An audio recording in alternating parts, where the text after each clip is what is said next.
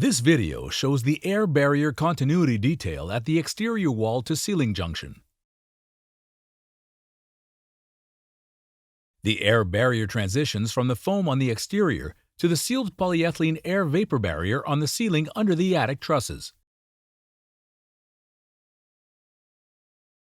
Install Owens Corning Canada's Raft Armate attic vents for required attic ventilation as per applicable code.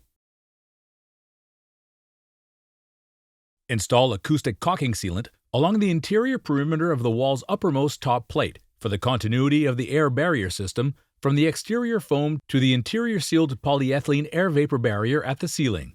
Tape all joints of the polyethylene air vapor barrier on the ceiling using joint sealer tape.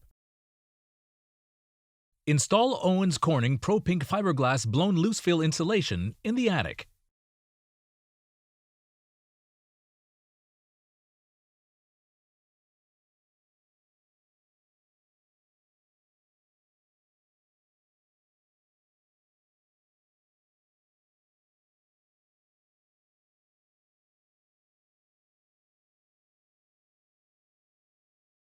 Install gypsum interior finish.